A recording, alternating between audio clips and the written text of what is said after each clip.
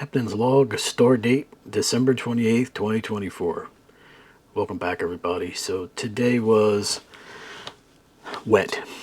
We're getting some nasty weather here in New Jersey, but I got some time off from the day gig and moving into starting this channel and doing some things and getting back into photography. I was like, you know what, this is probably a really good day. Pack up a camera and at least go and try and get a few snaps somewhere. It's been the better part of, it's got to be a couple of years since I really took a camera out with any intent. And I'm new to the XT4, even though I picked it up almost 2 years ago. I haven't really shot with it. So I said, you know what, let me get my feet wet. Let me start playing with some things in here. So I played a little game with myself. I said, you know what, I'm going to go out. I'm going to shoot square format, black and white, JPEG only, and just use exposure compensation. And let me see what I can come up with. So it was a little misty. I know the XT4 is weather sealed, but I'm going to share some of the photographs. I think I got off 56 shots. A couple more, for adjustment. So I maybe got off 45 shots, but I'll share some of those with you here as I go through this little rant, if you will.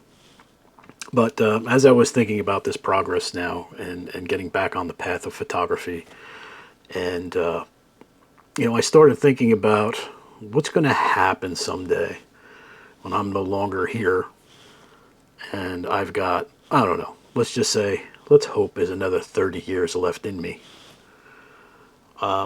Where is technology going to be? How many terabytes of digital files am I going to have, as well as analog negatives and things? And I don't have any kids, so where's this going to work? Where is this work going to end up?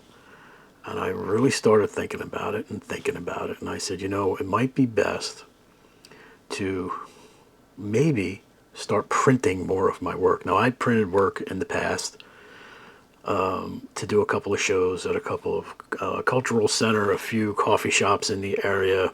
So I may have had a total of maybe 50 framed prints, some of which had sold, which is nice. It's always nice when somebody appreciates your work and thinks enough of it to say, I want to purchase that and hang it in my own house. So I've sold some prints. But I never really printed. I actually did a book in 2011 or 2012, self-pub through Blurb, and that was on the advice of somebody that said, you should go through the process of culling your work and making a book, and that was really the reason I did it, more for the process of diligently going through the files that I like the best. And I think that's important to remember, is that even when you're out there, whatever photography that you're doing, outside of being a commercial photographer, if you're just the hobbyist or advanced amateur or somebody who just likes to take photographs, you should be pulling the trigger on that camera, because what's in the frame speaks to you. And if it speaks to somebody else, great. But you should never have the intent of putting something in a frame and saying, I wonder if so-and-so would like a photograph of this. Or maybe this would be, this looks like a banger. Maybe this would sell if I put it in a photography show or in a display. So getting back to the XT4, since I hadn't used it, I said, you know what, I'm going to shoot square format, black and white, JPEG only, exposure compensation. And that'll keep the camera out of the elements a little bit. It would basically be limiting me to what I would be shooting, in a sense. It would be drawing some boundaries, so to speak. And I like square format. That was part of the reason for me going into the Fuji system to begin with when I bought the X100S in like 2015 or 2016. Plus the baked-in film presets that are in there. I was like, you know what, this is a nice feature. And I'm getting to the point in my life where, since I'm not doing the magazine work for the pinup, I'm not actually scheduling events and trying to get everything together. I'm back to square one, photography for me. So I said, you know what, I'm going to limit my my shooting of raw, unless it's something I feel that's going to need to be manipulated later. I prefer black and white. I cut my teeth on black and white film. And if I do shoot color, I'll probably shoot raw to make sure I have as much information and data that I may need to do color correction or any kind of things like that. But for the most part, moving forward, I'm probably going to only shoot JPEG only. I do not need large files. This may be maybe the last camera I buy. I think it's 26 megapixel, 23.6, whatever it is. I don't get hung up on the megapixel war. But I don't need to make huge files. I'm not producing commercial work to make billboards or posters or anything like that. So, that said, I thought, you know what? All of these files, all these digital files, all these negatives that you're going to have from your film camera, you know, it's probably best if you start making hard copies of this. This way, when you do go, and you go to that next life, there's something to leave behind, and somebody can actually be the, I don't know, I guess the custodian of the work that I leave behind. They don't have to go through 15 terabytes or 20 terabytes, whatever that number is going to be, of digital files. Who knows if they'd even be able to retrieve it. Maybe they're not going to be tech savvy, which I find it hard to believe. Kids are coming out of the womb with iPhones these days, but I don't want to leave that task to somebody. So I actually have one of these. This is a Toya Art Profolio, and basically it is just 8 by 10. This is actually a photograph. One of my friends took me out on a photo walk one day, so I put that in here. And I only have one print in this portfolio,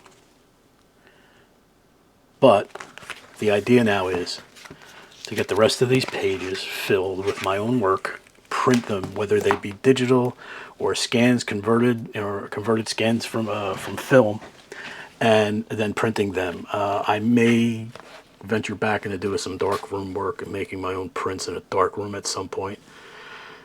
That's going to be another endeavor for this year, but the big endeavor for this year is to print my work.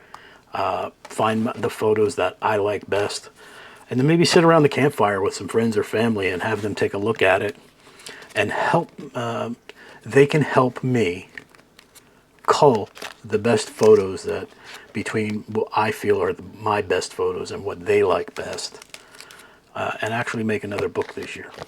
So that's the intent, and I think a lot of the photography channels that I watch, you know, gear centric.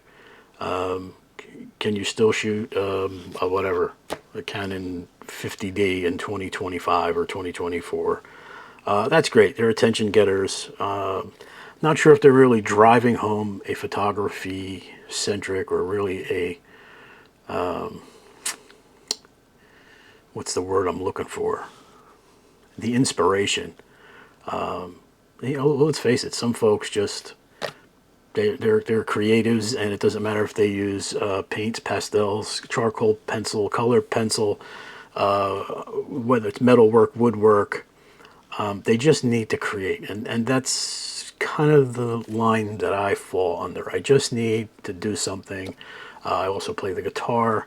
You know, I do DIY projects. As long as these and this is busy, actually doing something that I feel has some merit or a value to me, and that's what I need to do. And I think that's what I need to do with this channel. So this channel is going to be a lot for me to keep myself accountable, to stay on the photography road, since I've pretty much I let it slide for a few years now. But hopefully it's something that's going to inspire those that watch it to say, hey, you know, there's more to this hobby, there's more to this art, there's more to this creative path than just the gear.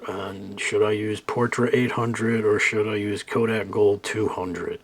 What's the best film? What's the best camera? Listen, the best camera is the one that you pick up and put it up to your face and you make something with it. That's always going to be the bottom line. Do you think that the camera that, say, Cartier-Bresson used back in his day is better than this as far as a technology machine? Probably not. His photographs are popular because of the content, not because he used a Leica. It's because of where he was at the moment. It's because of his awareness to see what was going on at the time. And that's the same thing that's going to follow the common thread through all of us. You need to just sit back. You need to shoot with intent. You need to shoot for yourself first. Think of it as you're fulfilling the need to be a creative. You're fulfilling the need to make something. And some folks would say, well, you're not really making anything with photography, but that's a whole other discussion. Photography has been frowned on as an art form since its inception. However, why do we have all these celebrated photographers and artists out there that have made some incredible photographs? So you have to shoot with intent. And that's what I did today. I'm going to shoot with intent. I'm going to behave like a film photographer, which I really am. I'm a film photographer who now, just like everybody else, embraces digital. For, sometimes I feel like it's almost like shooting fish in a barrel. And I don't mean to say like, it's just easy for me, but I have developed over the years a behavior. I behave on the camera. The camera is just the tool. I behave on it the way I need to behave on it. It's going to give me the results that I tell it. It very rarely will the camera doesn't screw up. It's operator error, unless there's a mechanical error, something like that. But I behave upon the camera like the film photographer that I've always been, and it's hard to have a layoff. And now trying to start this endeavor, as well as my other channel, which I've started a few years ago, doing all the other things I do. But I want to bring to the table that, listen, you just need to be aware. You just need to maybe slow down a little bit, not take in so much of the data that we're bombarded with, especially if we go looking for it. When we go down the rabbit holes in YouTube and we're looking for all kinds of stuff, man, it's daunting, and people can get really confused and get really upset. And maybe just put the camera down because they're overwhelmed. This isn't that difficult. This is get a camera, whether it's a film camera or a digital camera. Load the batteries, load the film, pick a spot, shoot for yourself, and then along the way, start developing a behavior. Start developing, that's a camera joke, start developing your muscle memory. It's really important. This should be an extension of you. You shouldn't feel uncomfortable trying to grab for it and then trying to, hustle and bustle to try and take the shot. If you have to zone focus, zone focus. If you have to use a tripod, use a tripod. Use the tools for what they were developed for, or as they were developed for a certain task. And then get out there and shoot. If you need to, I don't know, go to the grocery store, buy a bag of apples, put them in a bowl on a table, light them a certain way. Take a few photographs. Try and manipulate the light. Try and shape the light the way you want it to be. Manipulate the camera, but you have to develop a behavior. You have to develop, which will eventually just develop your own style. And you'll start falling into, I don't want to say fall into patterns, but you'll be able to distinguish whether or not your photograph in your eyes is a good photograph or not. The same way when you look at somebody else's photo and go, I really like that. Well, why? Why do you like it? Examine it. And maybe even to an extent be envious of it so that you can learn how to take or make better photographs like the ones that you admire. So that's what I did today. I said, you know what? Let me just go full film photographer mode.